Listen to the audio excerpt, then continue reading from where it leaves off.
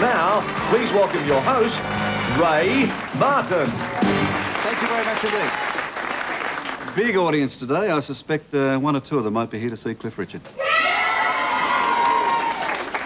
One or two. Well, he hasn't let you down. He's just flown in from New Zealand this morning. He was up at goodness knows what hour this morning to get here in time. And he's getting old, Cliff. He looks at least 30 these days. Well, at least 28 anyway.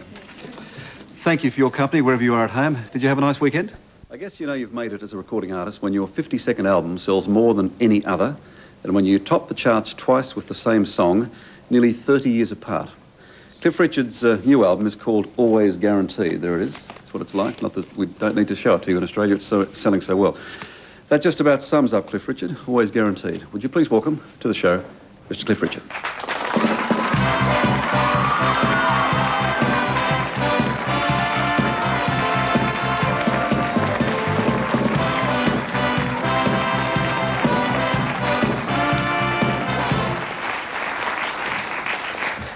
Welcome, Cliff. Still dressing down?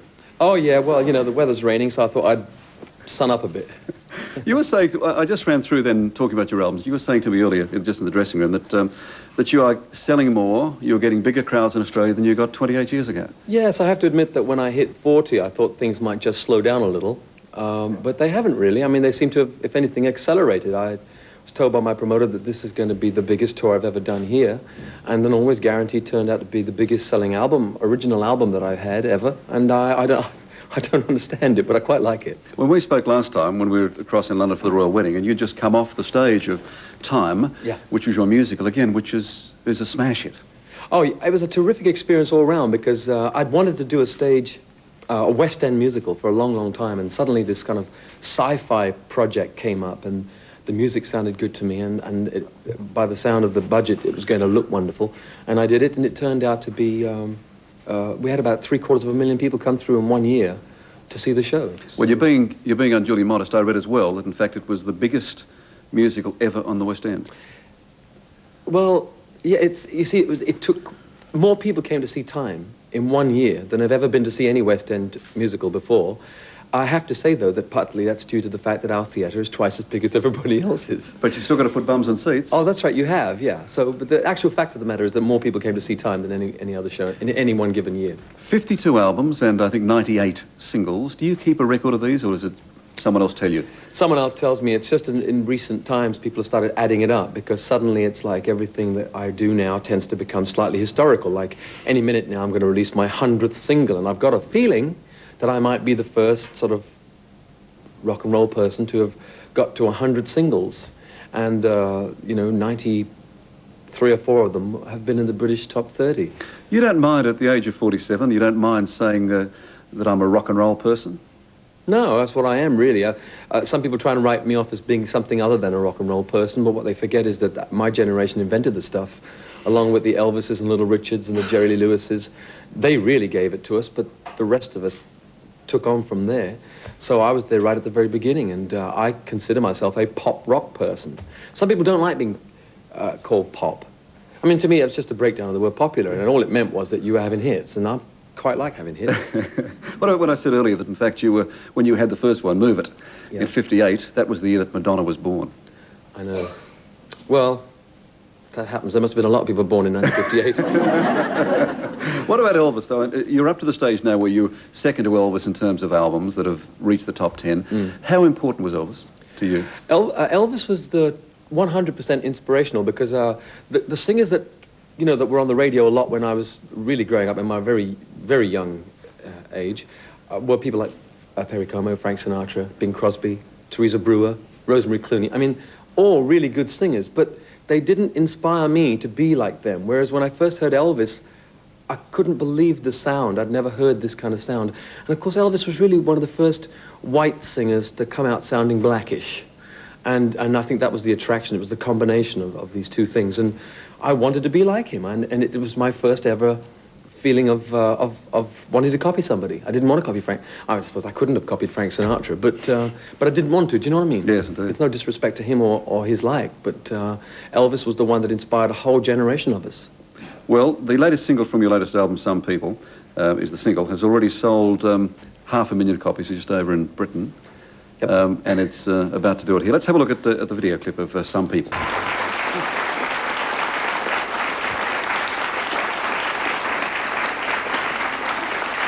I wish we had a camera on you then, because, I mean, you must have sung that 1,000 times, and... oh, well, not quite 1,000, but it's getting close now, I guess. But you were here singing it. Oh, I like it. I mean, I think that's one of... you know, every now and then, a really great song gets written, and it's usually given to somebody else, but I got this one. I mean, to me, Some People is classic pop rock. It'll, for me, because people are always asking, you know, after 100 records, and like, which one do you like best of your own? I've got a feeling, given a few more years, because only time will tell, but at the moment, singing Some People, it still gives me goosebumps. I just think it's a fantastic song. I don't write myself, you see, so I trust to luck, and people who write, like Alan Tarney, who wrote Some People. Who's an Aussie? Sorry? Who's an Aussie? He's an Aussie, yes, but then nobody's perfect. Although he is, pretty close anyway. But normally, you know, it's hard to get good songs when you don't write. But in point of fact, in my career, it's not been that difficult, because I've managed to attain the friendship of people who write but don't necessarily record themselves. And so Alan wrote Some People, and when I heard it, I still use, I don't know about you, I still use the goosebump syndrome. I mean, as far as I'm concerned, I'm not really bothered about whether it's got complicated chords or whether this is going to be musically acceptable. If the demo that I hear gives me an emotional feeling, and, you know, the hair stand up, you know, you must have had that feeling, then I think, well, so I've got to record that song. I mean, sometimes you have to make some minor adjustments to lyrics or whatever, but as soon as I heard Some People, I thought, I've got a winner. What about the old ones? Do you find that if you're driving around somewhere and they're on the record, they're on the radio, they play an old one, do you sing along with that as well? Is it the affection for things like Live and Doll? Yeah, I have an affection for things like Living Doll, because it was a first for me. It was my first gold disc. And there again, I get into the Guinness Book of Records, I think, because I think I'm the first artist ever to have had 2 number ones separated by 27 years with the same song. That's what I said a moment ago. Yes, yeah. Extraordinary. So, it sold better the second time round. I don't think it did, actually. The first time round, it sold almost 2 million, and the second time round, it sold just 1 million. Can't believe what you're reading. Well, let's have a look at a video clip of that. That's with the Young Ones, the punk group in England. Have a look at this. Good fun.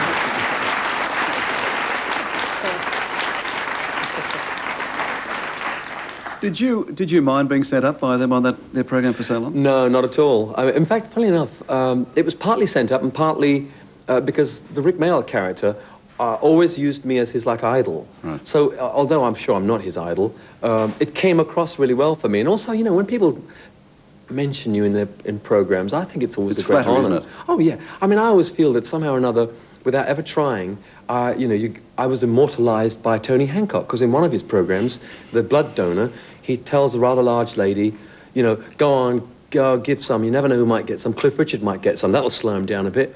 And of course, now anybody that sees that program, and Tony Hancock is such an amazing legend, without even desiring it, my name gets mentioned, and it'll be mentioned long after I've gone, because he's so brilliant that his programs are always going to be seen and shown and listened to, I think. Well, talking about legends, I mentioned to Cliff a moment ago that this was the studio where they initially did Bandstand in Australia, which was the first of our rock and roll television programs, and with a younger Brian Henderson hosting. And this is Cliff and the Shadows' first appearance on Bandstand, first appearance in Australia.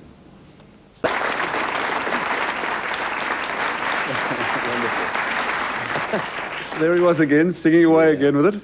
Who says I haven't changed? I'm really glad I have too. I think that aging is quite a nice process, really. I don't dislike the idea at all. I sometimes feel the pressure when the media keep calling me the Peter Pan of pop and all that. Well, you're really suffering. I mentioned earlier that I think even since I saw you 2 years ago that you have certainly aged. I mean, you look almost 30 these days.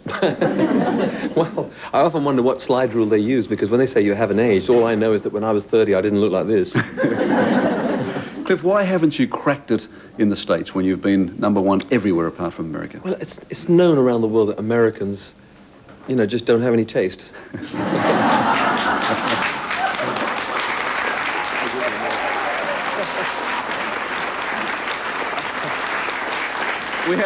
We have one lady from New York over here.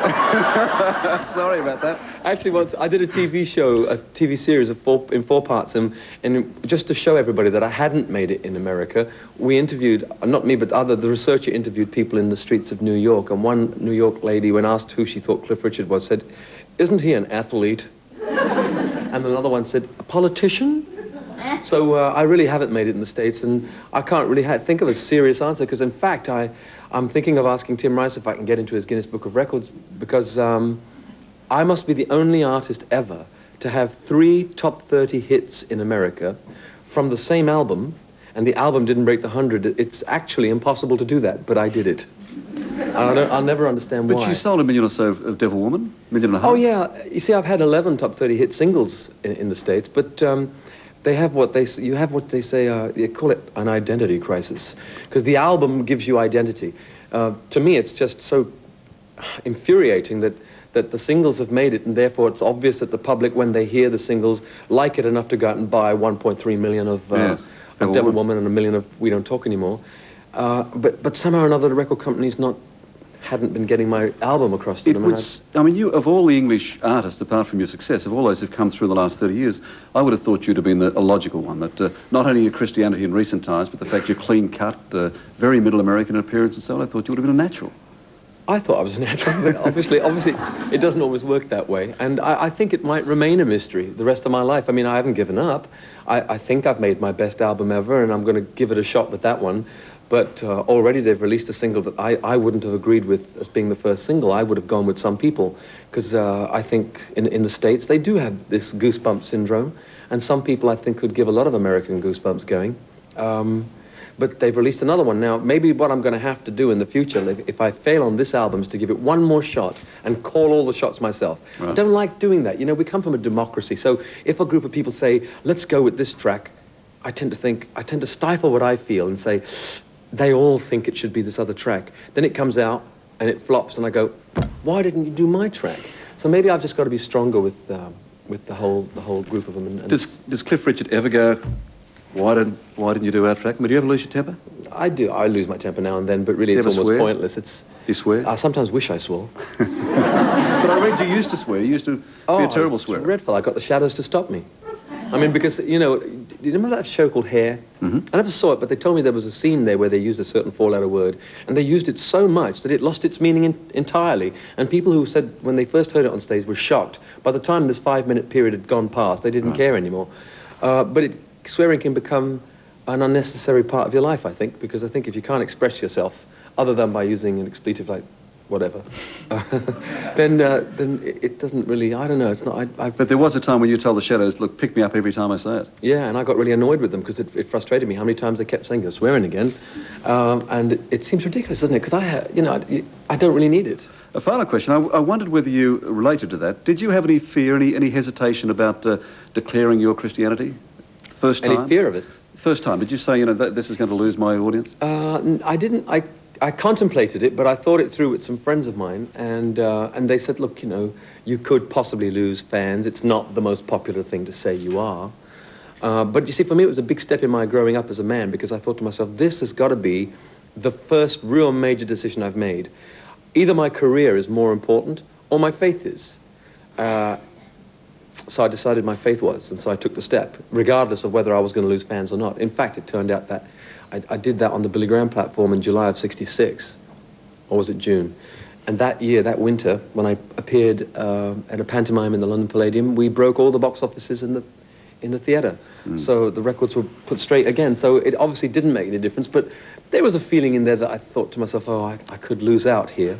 But you see, if you're talking about faith, then either it has to mean everything to you and have to therefore mean more than everything else, or it doesn't mean a light, really. You have to be consistent when it comes to faith. Good to talk to you again. Terrific to see you out here. Thank you. You can see Cliff Richard in concert starting tomorrow in Perth. You've got to zip over the other side of the continent. Then Adelaide, Brisbane, Sydney, Launceston, Hobart, Melbourne, Canberra, Rockhampton, Townsville and Darwin. He's doing a lot. There's no excuse for missing Cliff Richard this time round. We thank you again for your time, and I know that you've been rushing from New Zealand to get here. We appreciate it very much indeed. My pleasure. Please thank Cliff Richard.